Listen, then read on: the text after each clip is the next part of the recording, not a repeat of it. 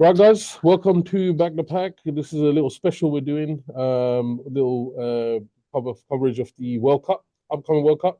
Want to talk briefly about the mini series that we had in the end in England, and yeah, we'll take it from there. So before we go on, I want to introduce myself, Asim. I've got Omar beside me as always, and we've got some special guests today. We've got Imy and Nav, and Omar, you wanted to say Yeah, so Imy and Nav, part of the founders of PCF, which stands for Pakistan Cricket Family. This is a huge victory for cricket fans alone. That we're blessed to have people out there that are willing to you know encourage other fans to participate in Pakistan cricket and follow them around the world. And this is great. But with no further ado, I'll hand over to Nav and Imy to introduce themselves and tell us a little bit about PCF and how it all started, and give us a bit of ins and outs about it. So I'll start with Imy. Assalamu alaikum, bro. Walaikum salam. Hope you're good. Yeah, yourself?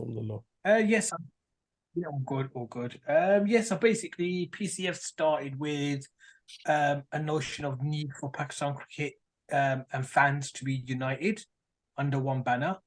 And it's different from others because we're not basically looking to be a podcast or being a YouTube channel or anything else. We're just Pakistan fans, and we want Pakistan fans to have an identity. So going to games, having a voice, sitting together at games like we've just done in the last week. And the biggest thing is what we've always found with Pakistan, and I think you guys will probably see the same thing, is women and children have always been reluctant to be at games. Mhm. And that's because they've always looked at and said, we've got that religion and that culture side of it, and we can't hide that. And it's always been there. But PCF, Pakistan's Cricket Family, just sounds, well, 1 minute, we're inclusive. We're included in this, we're around, and the atmosphere is going to be good. The guys there are not going to be your normal riffraff. They're going to be, treating us like sisters and like fathers for children. So that was the need for it, and that's where we are now. So we're just sort of started about 2 years ago, and let's see where we are. And what I would add is the problem we've seen in the past with other groups are it has become about 2 or 3 characters who seem to spend their whole time trying to get themselves on TV at the detriment to the cricket. So we're not about getting ourselves on TV, putting ourselves to the forefront. We're there to enjoy the cricket. We're not about sponsorship or collecting money to pay for tours for ourselves either. So we're quite a democratic, quite a loose foundation of people who want to follow Pakistan and want to go to matches. I mean, we had hundreds of tickets for each of the games. We've done all the World Cup 2019.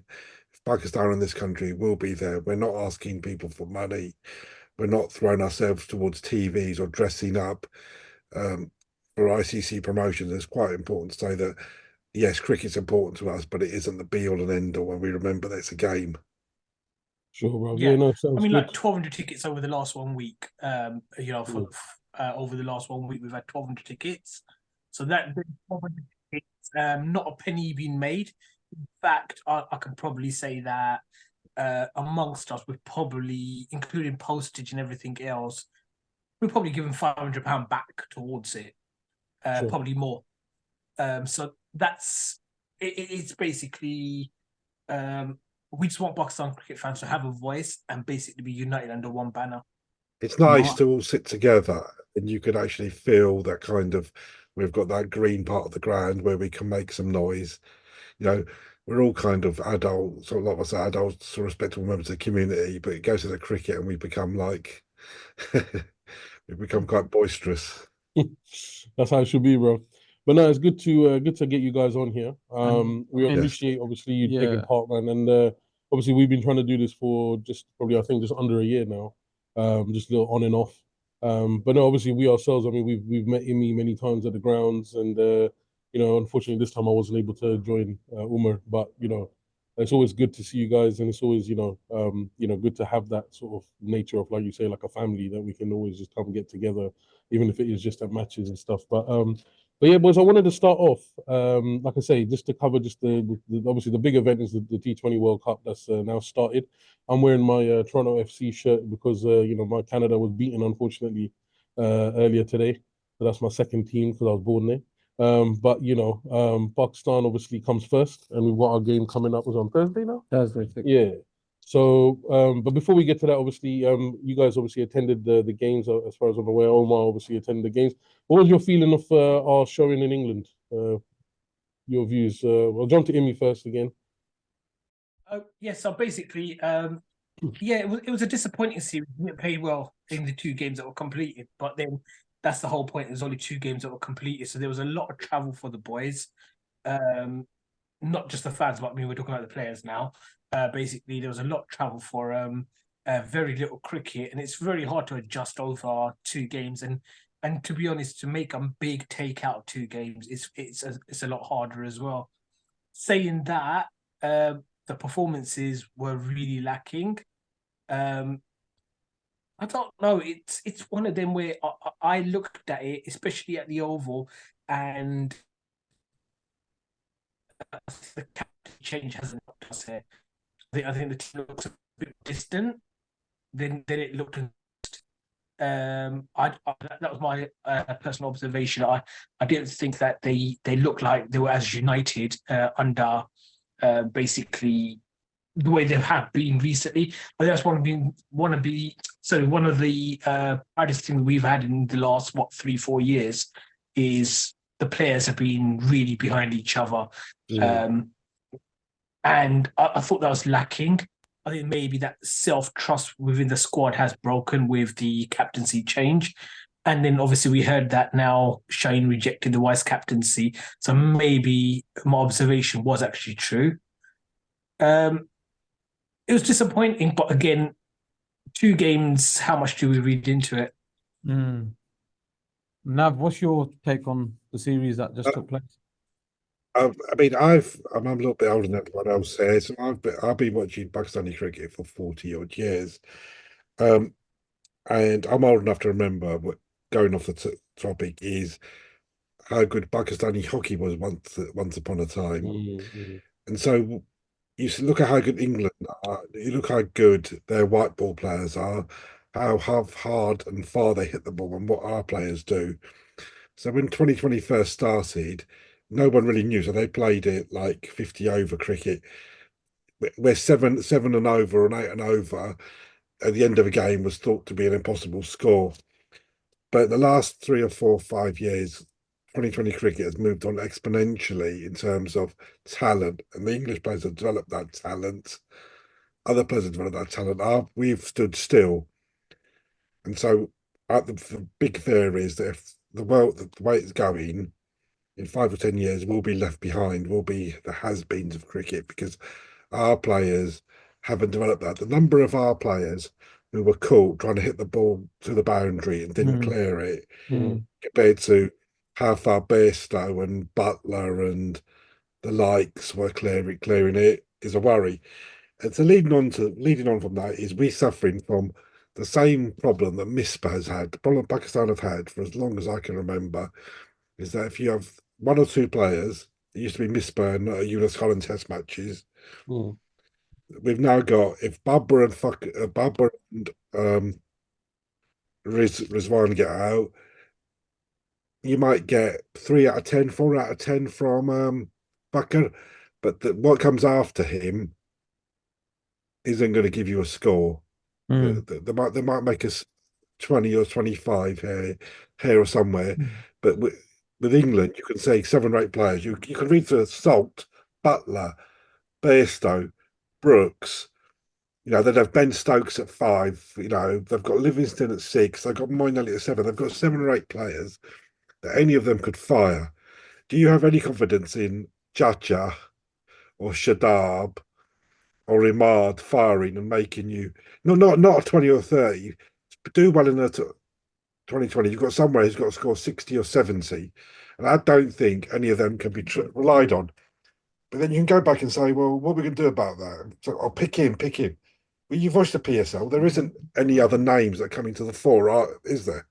But I also It's think that PSL cricket, we have this thing that whenever a world tournament is about to take place and we're about to pick a 16-man squad, Pakistan always waits until the PSL is complete, and then they will pick players from that PSL and bring them into the world tournament team, which, if I'm very honest, I'm a little against this because I don't think a 4-week tournament can decide who's going to be representing that star that they're going to be wearing on their chest going into a world tournament. But that's my personal opinion. I think our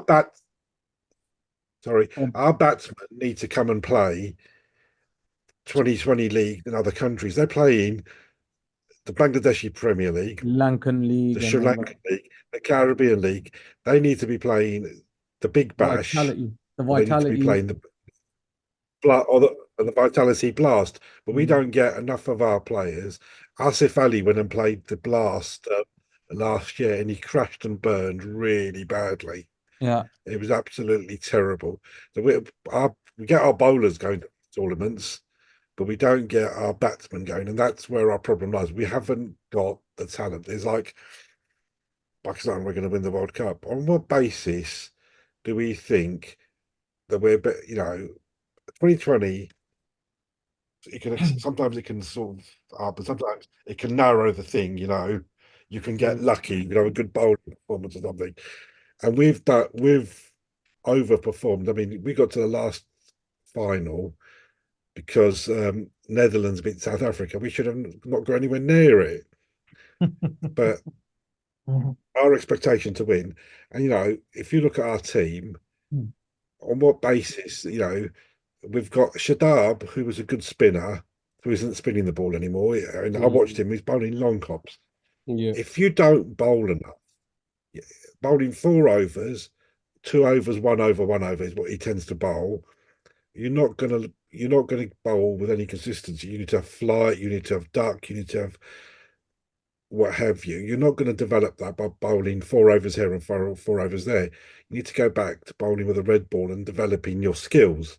How much of a detriment do you think was Chacha? Yeah. Oh, sorry, I was going to just bring it in. I mean, obviously, in relation to what you're saying as well. I mean, how much of a detriment do you think is that we don't get included in the IPL? Because I always feel personally that a lot of the players, if we go the IPL has peaked. It's on its way down. See, the thing about the IPL, it's always relied on superstars. So it started off with, Dhoni and Tendulkar and Warne and people like that. Yeah. So now Dhoni's like 42 or 43. He's done nothing. Mm. The Kohlis and Jadejas of this world are getting to their late 30s. Look at the Indian team. Sharma, Pandya, all that. They're all over 30. India, you go to Australia. Who's the Australian superstars? Hazelwood, Stark, Cummins. Cummins. They're all plus 30. Steve Smith and Labuschagne didn't get. Warner's finished. There aren't any superstar West Indians, is there? So in 3 or 4 years' time, who are the Indian Premier League going to be watching? They're going to be watching a set of nobodies, because the IPL is sucking the lifeline out of cricket, out of the county championship, out of the other teams in the world, South Africa, and sooner or later you're going to end up with a load of nobodies playing, because there won't be any world superstars left. Daniel Sams, Nathan Ellis, they're not household names. If I showed you a picture of Daniel Sams or Nathan Ellis, would you recognise them? Probably not. No. You wouldn't, would you? Exactly. Trent Bolt was left, and once Trent Bolt's gone, who are they going to replace him with? And there are players who have found that leaving international cricket to go and play franchise cricket works if you're doing well. If it doesn't work well, Colin de Grandhomme, he's playing for New Zealand, left it because he thought he was going to get contracts and things. does not perform, he's gone. No one asks after him. So the IPL may, on the short term, have affected us because we don't get the number of games. Yeah. Eventually, the IPL is going to become irrelevant. They're playing 14 or 15 games. They're going to be 18 games. No one remembers any of the games, and it becomes like you play cricket against nobody. So eventually, the tournament will just sort of burn itself up. They need international cricket, really, because we don't play the IPL. We should be stronger, but the thing is, we just haven't got the talent, and some of our players just aren't up to it. Mm. You've But got now, to don't you think that, at some point it has affected us because um whereas the other players are playing there and have I yours, we've basically just lagged behind that way, and I maybe think our players have not sort of risen to that standard. there's a little bit of that, but I think a bigger problem is our lack of, change the coach, change the captain, change the coach, change the captain. We go around this cycle because we have an expectation that we're going to win all the time. Mm. Yeah, you should try and win, but you should be realistic. We're never realistic. We have too much hype about us. And You're secondly, talking about thirdly, as far back, I'm saying, I've said this to you before, as far back as time has gone, Pakistan players have turned up to this country and we've had followers. What my dad would call chumche, right? People who ferry them and carry them and take them for meals. So you come to London, and it was always well known that a restaurant in Southall would provide all their meals. Yeah. It's no more. When they but go yeah. to, yeah. I mean, sorry, uh, has it closed down? Yeah, it's closed down. No surprise there. But I mean, so it's probably been replaced by someone else. And it used to be if they go up to Bradford or Leeds, they've got someone else catering for them. 100%. Do you I think mean, the England team go and find a fish and chip shop that cater for them in India? They take a chef with them. Yes. And you're talking about like uh, captains and so captains and players getting changed. So your coaches and the captains getting changed. I mean, I think we've had about 5 chairmans in the last 6 months. So it's obviously that takes the effect on the team. That there is no it's a culture. If we're going to go through, it's a culture. Now, I had a friend who went to the trial in 2011. And one of the things that came out of the trial, I don't remember the exact figures, but Salman Butt's defence was that the money found in his room was his match fees and his daily fees. So England got £25,000 a test match, and our players got £2,500 a test match. And then they were given a daily daily fee whilst they were in the country for dry cleaning and food. Again, thinking, so you're going to go and buy your own meals, so your breakfast and your lunch on non-match days. And our players wouldn't spend this money on something healthy. They don't know anything healthy, but they would expect other people to buy them that food because they were trying to save the money. I think financially, it's our players have been left behind. They're thinking about where the next dollar's coming from. When you can see a cricketer of relatively meager talents, earning £1 million or £800,000 a year, and you're earning 50, 60, 70, is going to impact on you.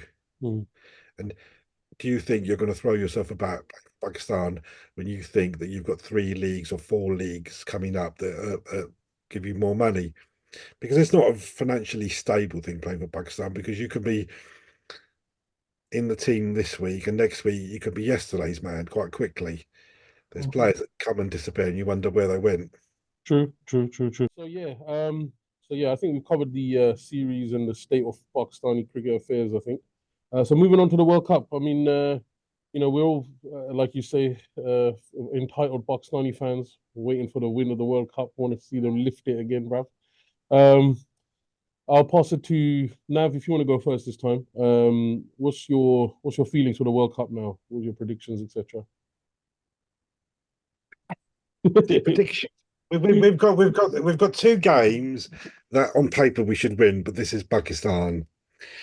And the way this World Cup's set up, it's going to be a lot of quite pointless games that don't really add anything to the World Cup.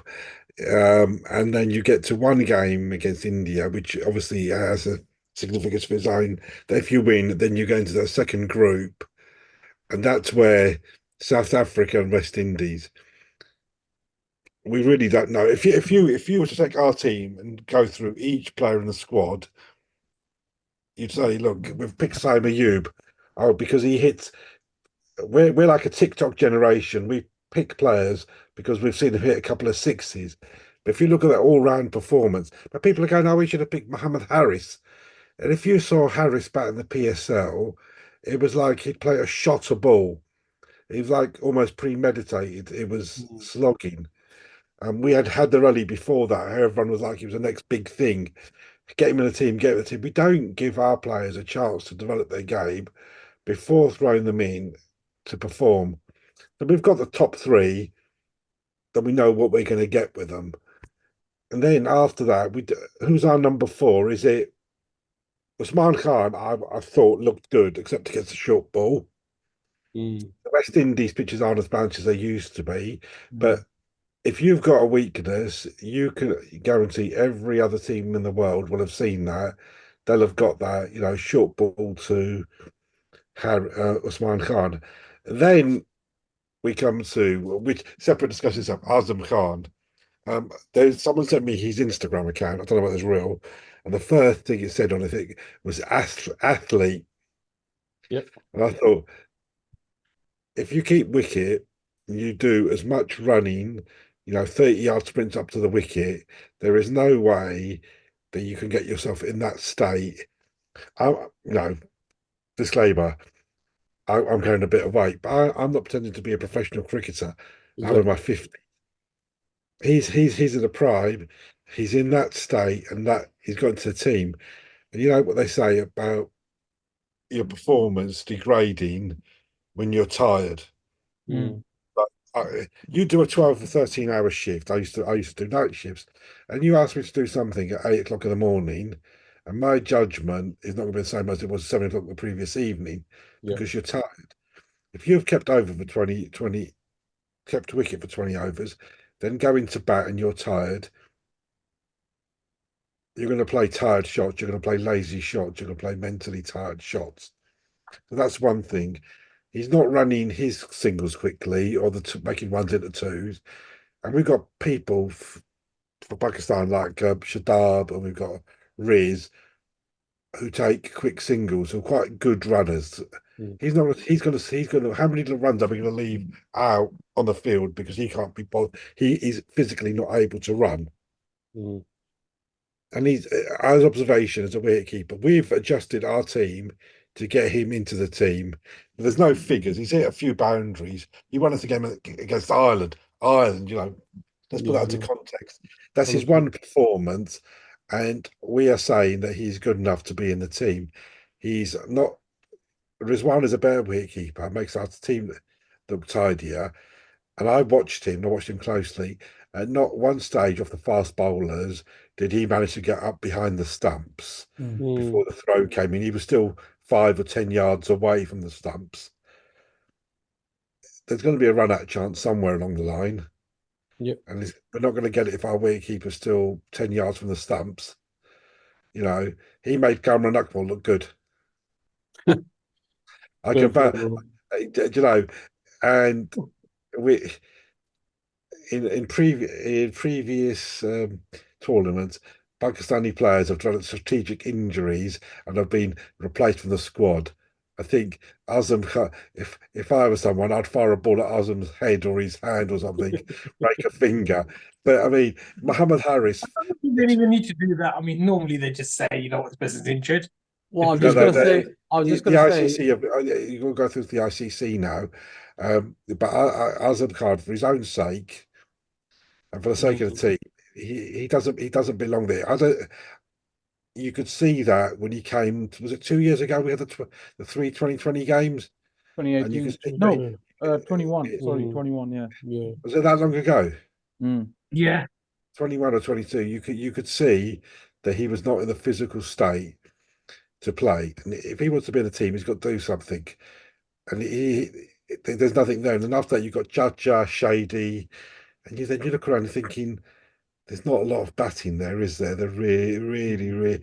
once your top 3 or 4 are gone, there's not a lot underneath it, and Yeah, no, 100%, bro. I think you can see it clearly. Yeah, go on. and then with your bowling.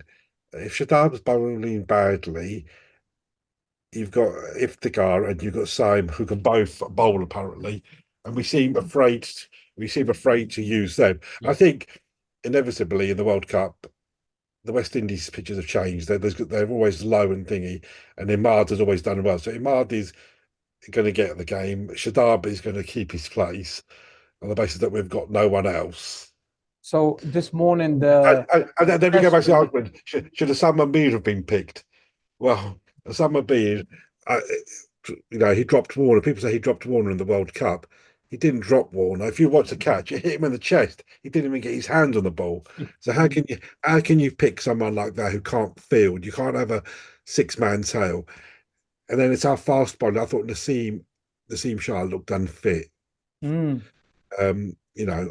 did all right. Shaheen did all right. Harris Rav looked really good on that thing. But are we gonna play 4 fast bowlers? We get ourselves into a tangle. We're gonna play 4 fast bowlers, 2 spinners, and have like 3 batsmen.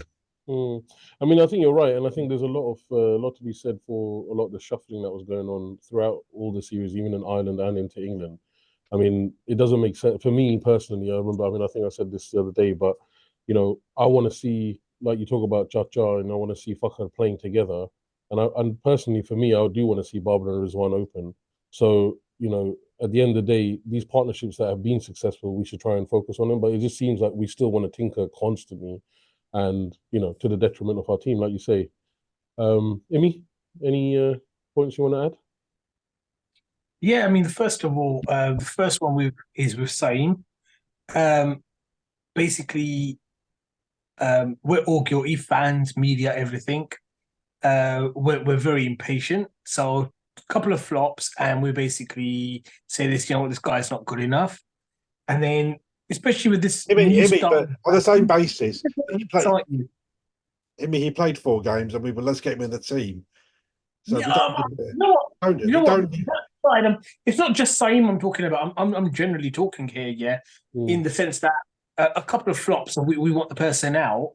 But in this modern day and age, yeah, if you want them to bat the modern way, if you want them to, come out ball one and go after the opposition, like other teams are doing, then there's going to be days when it's going to go pear-shaped and it's not going to, fall for them.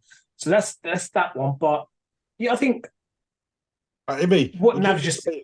Imy, would you not say you've got to learn from your mistakes and you've got to try and be? But he's trying to play that. It's like, this is my shot. I'm going to play it irrespective. You've got to have more than one shot. To be honest, I think always Saim. I think it's a little bit of the opposite. I think he's tamed himself, and then he's just gone back to the one shot that he knows always comes off for him. He's scared of failure. If Josh Butler tried to play the flick every ball, you'd say, "Well, what are you thinking?"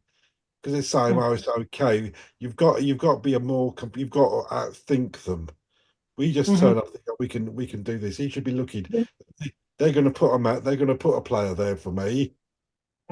So going on to my 11, I mean, Babar and Rizwan are going to pick themselves, and I'll judge players on what I think on our batting. So they're the sort of players that you regard 8 out of 10 in the sense that they will get you something 8 out of 10 games. They're going to have the odd game like Babar, so Rizwan had at Edgbaston. Babar has the occasional game where he had it against Ireland. A couple of times he flopped. So 8 out of 10, what they will perform. Then you got Fakhar Zaman. He has to be in the team. The only other batsman you can actually rely on. And again, he's probably in the next category when you can say he's probably 6.5 out of 10. He'll perform in 6 games out of 10 for you. Then you get into the real hard stuff. Usman is, again, we know about the short ball problem. Again, if he came off 5 out of 10, yeah, you'll be delighted with that. Yeah. Then you go into Azam Khan, been already said. I don't think he's cut for this level. There's a Kohli video going around, which basically I've got somewhere on my phone. And Kohli is talking in a podcast, and Kohli talks about how that 1% that he tries to better himself just by diet, by training. He goes, I want to be that 1% better than what I was yesterday. And that's what we're lacking, the culture. Then we got to Iftikhar. And basically, can anyone name from the top of their head 2 games? 2 games where Iftikhar is actually, and I'm not talking about coming in the last over and hitting a couple of sixes to see the game off. Actually, under pressure, winning a game in any format. No. What we're saying, if the car is in before the 16th or 17th over, we're in trouble. Yeah. Pretty much. Now, with Iftikhar, the problem is he's played 92, something like that, games for Pakistan right now. He basically is, I wouldn't say he's lucky, but he's very fortunate in the sense that the dearth of talent behind him. There's nothing behind him challenging him to get into the team. And that's why he's basically there by default at the moment. That's that. I mean, Irfan Khan Niazi, I don't know if I missed something. Was he injured? Because that's someone who could have actually, given a go, and he might have been something different in that squad. I don't know. They didn't play him. Exactly. And They only had 2 games, though, really, didn't they? And but 4 games here would have made a difference. But what I think, Abbas Afridi, for example, why did you need to take 5 fast bowlers going into a World Cup in the USA? Because you know one of them isn't fit. And West Indies. Yeah, and you have backups now. Nav just hit the nail because one of them isn't fit, so they know that they're gonna need a backup. If you're going to play Babur and Riz, play Usman at 3, would you play Sam? I'm advocating that Azam doesn't get in the team. He won't. He won't, because this morning, I don't know if you guys, I read it. There was a journalist, I can't remember the name now. He leaked something within the board that Azam is being dropped from the team and Usman Khan will be playing now. So Usman Khan plays. So you've got Babur, Riz, Usman. You've got Fucker at 4, right? And then, even though I think Fucker should be back higher. You got Chacha at 5. You've got 4 fast bowlers, and then you've got Imad and Shady. Again, that's another thing. I mean, the other day, then you're playing 6 bowlers.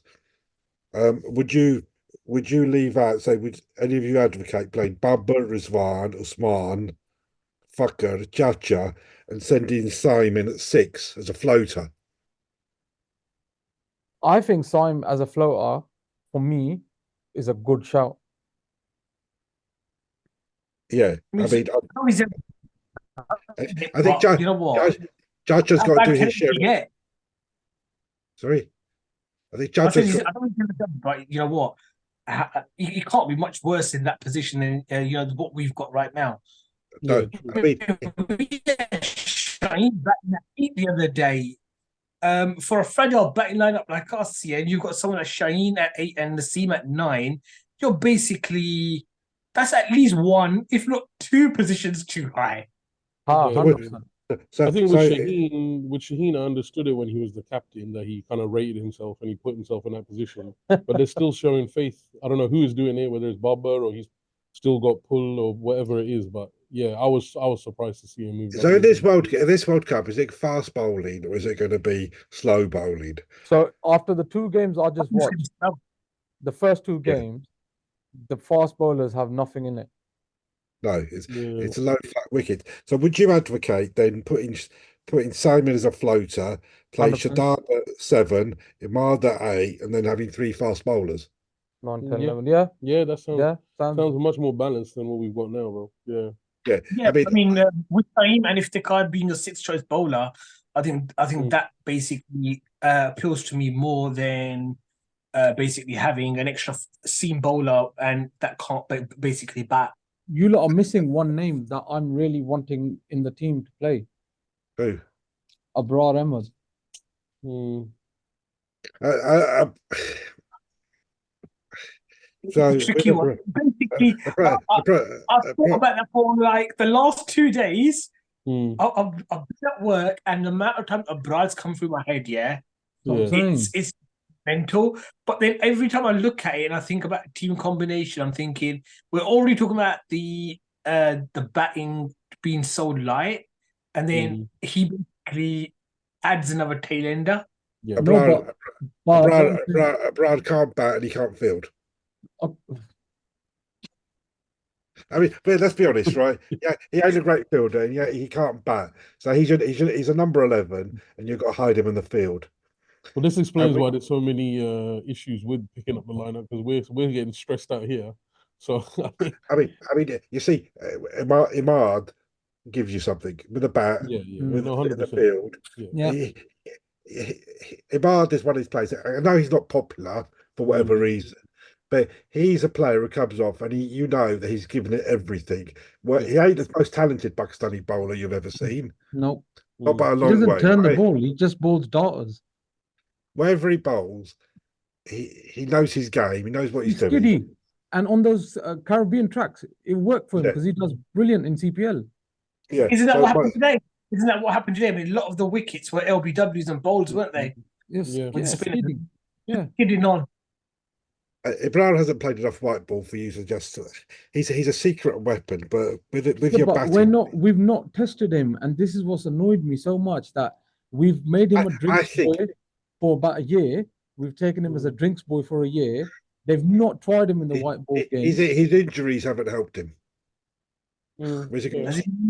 He was injured in Australia, was he? Didn't play any test matches. Yeah, that's Yeah, true. I remember that, but then Yeah, I I'm mean, saying he's got. I think going to Ireland in mid-May is not really going to be the best place. It's like bowling on a bog, isn't it? It's not going to be the best place to bowl a spinner. Yeah, he's our secret weapon. He's the unknown. But at the moment, I think the most important thing is that Azam doesn't play Yeah. because he's Yeah. he's going to cost you runs in the field, and he's going to cost you singles and things. And then if he's so tired, that shot he played at Edgbaston it was a tired shot because he was physically gone and he just threw his bat at it without. I think anyone, even Sam, an out of form Siam might get you a 30 or 40, where you're not going to get that off Azam. And there's a lot of Simon's definitely and got the class and the know-how. Like at least we've seen him in a domestic game. I mean, he's got that. He's got he strength. can field and he can bowl a bit. I just don't understand where this other pressures come from. Everyone discusses matchups, and that's not just social media fans. That's mostly with commentators as well. Yeah, they talk about matchups and everything, and like this guy's a spin basher. This guy is very good against X sort of bowling, whatever. What I find though, yeah, to a degree that works, but at this level, when you get to international cricket against the very best, you could be a great spin basher, for example. Teams would say, okay, fine. We'll negate that. Yeah, we'll bring the fast bowlers in. The way England bought Wood and Usman and Azam the other day. Then you have like you could say, you know what, this guy's Shadab's a very good player against spin. He got out against spin the other day, but straight away I knew what was going to happen. They were going to bring some seamers on against him. The same happens with the bowlers as well. You basically, if you're bowling a spinner, the opposition will negate that. Yeah, they'll change their order around. What we do is very static. We're like, this person number 1, number 2, number 3, number 4. We won't go out of our comfort zone. Does it strike us that we've got any sort of plan against anyone? Whereas England, they came on and they targeted Rizwan with that short mid wicket. They knew that Azam is immobile, doesn't move his feet. He's a standing target, and they peppered him with a short ball. We seem to have the old technique that we're going to bowl Yorkers and this and that, and we don't have a specific plan. It's because we've had coach after coach after coach. Well, present coach has been there for like 3 days. Yeah. Yeah. Just technically speaking, like he's only been there, since this series. So he's got 2 games under his belt.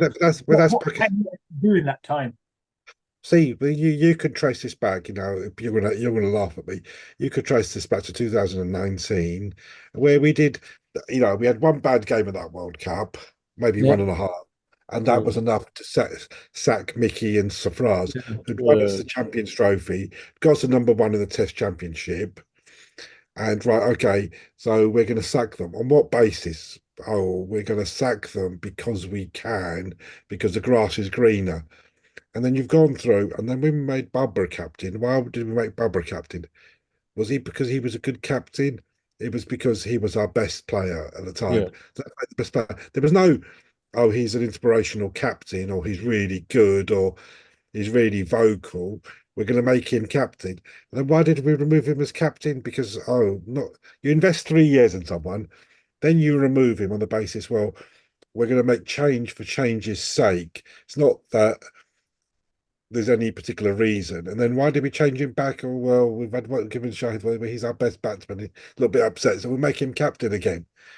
And everything we do is, you just sit there and as professional people sitting there, you just shake your head and thinking, if there's a way not to do things, we have found a way of not to do things. I think definitely looking at the way that there is this kind of snidey Pakistan thing, especially back in Pakistan, where everyone knows better than everyone else. Oh yeah. If you tell them you'd hit a 9 dart finish, they'll tell you, I can't bump the card again, one arm behind my back. I could do it in 7 darts. They can always do it better than you can, and they know how to do it. And what's this? A lot of this now, doesn't it come from again the insecurity? Basically, they all know, basically, apart from right now, Babar and they're not guaranteed a spot. Shaheen, they all know that basically tomorrow they could be gone. It's the coaching gets me that you never give a coach a time to, Alex Ferguson had how long to establish? If you give someone 3 months or 6 months, like Chelsea do, you end up nowhere. And Pakistan are no different to Chelsea. We think that we're better than we are. We should win everything, and therefore, if we sack the coach all the time, we're suddenly going to become better. We're going to find another. You're putting me off the team now, bro. Let's not get too far carried away with the Chelsea comparison. But now I see where you're coming from, bro. The thing is, it's just a general lack of stability in it. Like I think that goes without saying, and obviously what you've covered as well. Like there's just always that lack of stability going into the World Cup. I was hoping we'd see some kind of we'd know miracle. You're hoping for a miracle. Yeah, miracle, but also just we'd see what the team was going to be in England, so that we'd know. I'll ask you a question. If you could have that squad, you could have any other player in the squad, who would you have? In terms of what, from within the Pakistan makeup? Yeah, exactly. We're not like England. We can't go and pick a couple of overseas bowlers like Archer and Jordan, can we? And Sam Curran. We haven't got that kind of thing. But we've got Usman Khan, though. Sorry? I thought we picked up Usman Khan, but that's about it. He's one of ours, but go on. No, I mean, you've got Saud Shakib, someone could argue for. Salman Ali Aga, right? Someone could argue for. Zaman Khan, right? Well, fast bowler's a fast bowler. But you tell me, once you've gone past those 3, who else in Pakistan could we have? Some people are going about Muhammad Harris, right? So there's 3 or 4. So that's 15 plus 4, 19. There's Irfan Khan, Nazi. That's 5 players. Is there anyone else that was anywhere near selection that you thought could have got in the team? I think they should.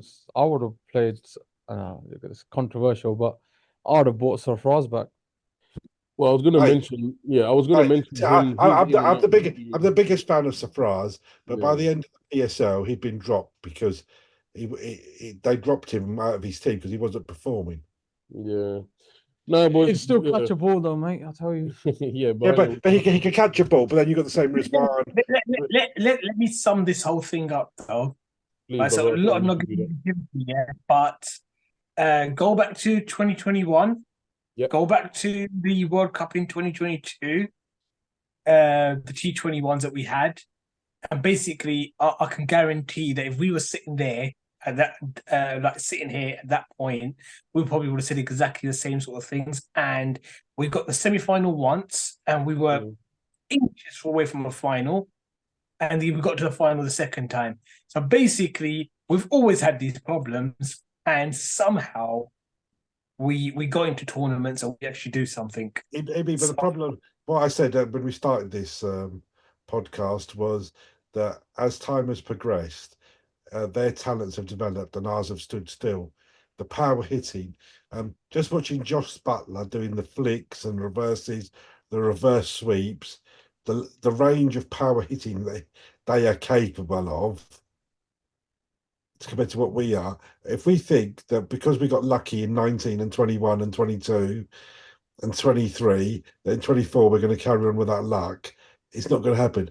These players are now are 4 over specialists, right? Josh Butler only plays, so he's working on these shots, right? Our lot sit eating hurry and drinking cups of coffee, right? Again, my thing down to patience again. If Jacques Kallis was Pakistani, right, and the test record he had at the start, right, we basically would have been talking about. You remember Jacques Kallis, yeah, or Salim Alaida Kazansi?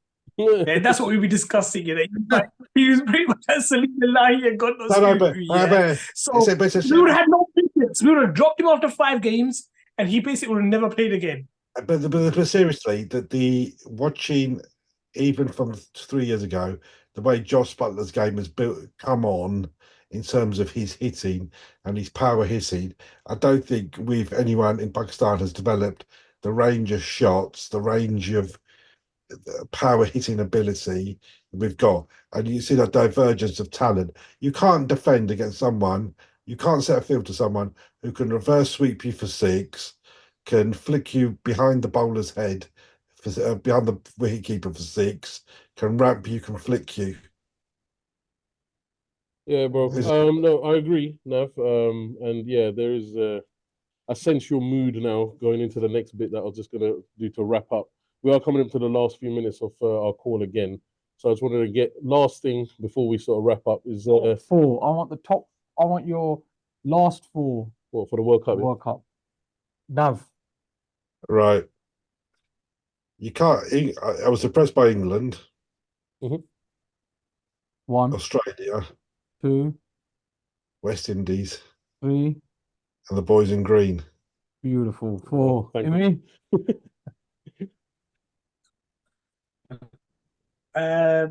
England, India, Australia, and New Zealand. Astaghfirullah. Sorry. Yeah, bro, I wasn't expecting that turn of events, but there we go, boys. But bro, I want to just say to both of you, thank you very much for joining us. Like I say, we are just going to wrap it up, obviously, just for the sake of the video length. But it's been great chatting to you. 100%. And inshallah, we can get you guys involved again in the future. I think we should do one after the India game this time next week. 100%. No, but then we'll have to have it as a rated 18 because I know what's going to come out. Yeah, we might have to do a little special one. Just keep his dad off it. He's very he knows the old Punjabi. Don't worry, my dad. The poetry. I would never put my dad on a podcast because I'd be probably Stay banned from any social network. But I came back from the other day, and the first thing was, "Why time waste kar rahe hain?" So that's the following morning, I get up from work, and he's got X game on YouTube, and he's watching that.